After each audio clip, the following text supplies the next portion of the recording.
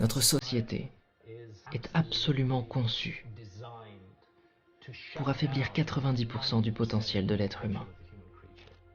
Pourquoi la société aurait-elle peur de réaliser le potentiel humain? Cela se résume à des intérêts particuliers. Il y a ceux qui dirigent les choses dans la société et il y a ceux qui d'une certaine façon sont là pour les servir. Servir leurs finalités et répondre à leurs besoins.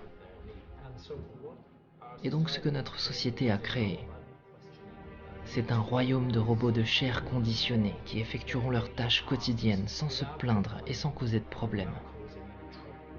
Et cela peut être très utile à certains petits groupes d'intérêt, mais c'est extrêmement dommageable pour le reste de l'humanité. Une fois que nous avons réalisé notre potentiel, nous n'avons plus besoin d'élite. Qui a besoin d'élite? Qui doit être dirigé? C'est une autre révélation qui vient avec les psychédéliques, c'est que nous n'avons pas besoin de dirigeants. Ils ne sont pas là pour nous dire quoi faire. Ils peuvent imaginer que c'est ce qu'ils font, mais ils n'ont pas le droit de faire ça.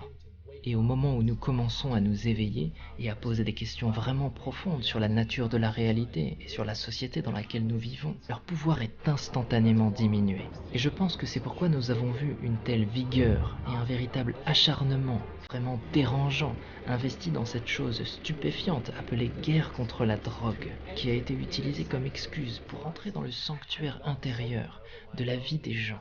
Si je ne suis pas souverain sur ma propre conscience, si je ne peux pas faire de choix libres sur ma propre conscience, alors à proprement parler, je ne suis pas libre, de quelque manière que ce soit. Et au moment où je me libère, alors je deviens un danger pour ceux qui dirigent les choses dans ce monde.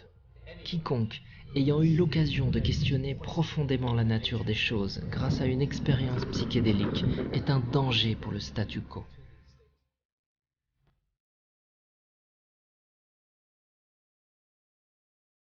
Nous risquons d'être jetés en prison, nous risquons de voir notre réputation détruite si les pouvoirs en place entrent dans notre maison et découvrent que nous utilisons des psychédéliques. Je veux dire que c'est vraiment un monde orwellien que nous avons créé. Comment un type en costard siégeant au gouvernement ose-t-il me dire quoi faire avec ma conscience? Alors qu'en même temps, ils permettent l'éloge et la glorification de l'alcool qui est l'une des drogues les plus dangereuses de la planète. Je veux dire que l'alcool est une drogue très dangereuse, que vous parliez de cirrhose du foie, d'accident de la route ou de violence. L'alcool, cela ne fait aucun doute, personne ne peut le contester, c'est une drogue extrêmement dangereuse. Donc une société qui dit que l'alcool est acceptable et qu'il est même possible d'en faire la publicité, mais que la psilocybine ou la DMT ne sont pas acceptables, et si vous les utilisez vous serez envoyé en prison, cette société est juste criblée d'une hypocrisie incroyable. Et nous devons le faire ressortir, nous devons montrer aux gens que c'est le cas.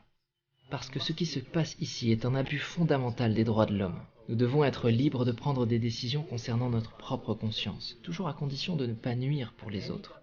Et reconnaître que tout gouvernement, toute agence étatique qui tente de limiter notre liberté sur notre propre conscience est elle-même une agence des ténèbres et du contrôle.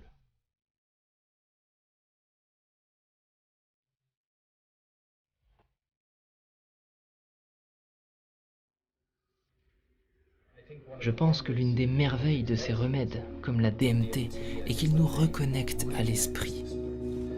Et s'il y a quoi que ce soit qui puisse être désespérément nécessaire dans notre société technologico-industrielle moderne, c'est une reconnexion à l'esprit.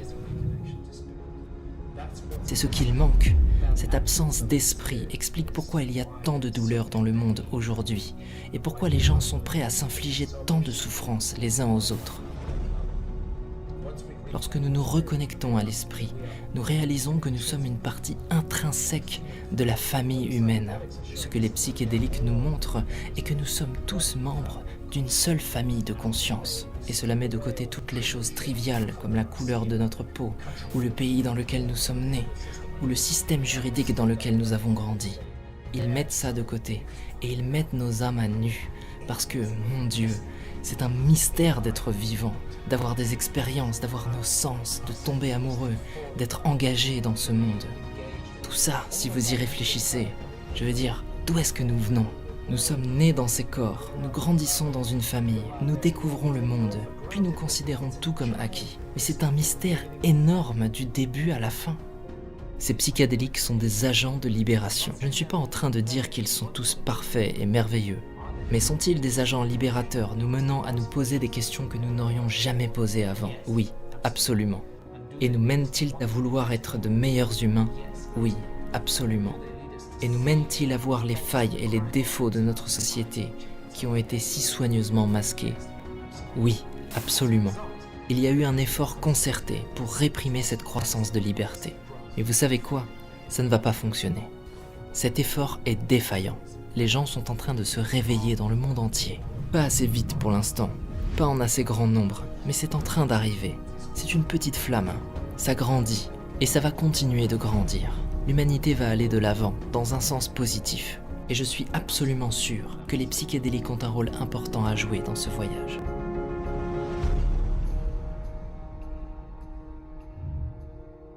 Pour mieux comprendre ce discours, peut-être le nuancer ou aller un petit peu plus loin, je vous propose d'évoquer quelques faits très intéressants. Le premier est que dans les années 50, des études médicales ont été menées pour mieux comprendre le LSD et elles ont montré qu'il avait un impact positif pour traiter certains troubles psychiques et physiques.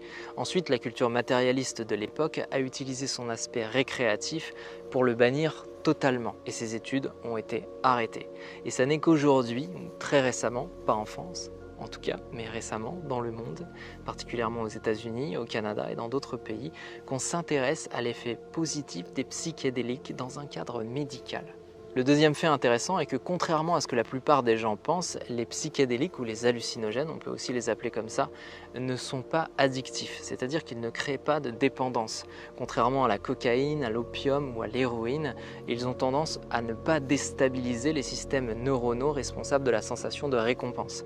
Et même au contraire, ils sont souvent utilisés pour traiter certaines addictions graves, comme c'est le cas de la psilocybine et de l'ayahuasca pour soigner par exemple l'addiction au tabac ou à l'alcool.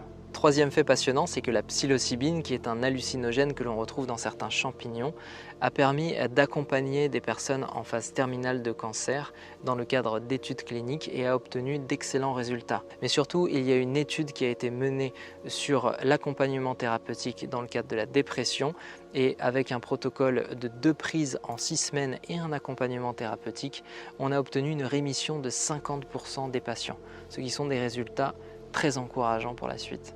Quatrième point très intéressant, c'est que contrairement à certaines drogues dures, comme c'est le cas par exemple de la cocaïne, qui crée une expérience assez centrée sur la personnalité, sur le petit moi, sur l'ego, la consommation de psychédéliques crée totalement l'inverse, c'est-à-dire qu'elle favorise la production d'états élargis de conscience et elle permet à l'esprit de se connecter à un champ beaucoup plus vaste.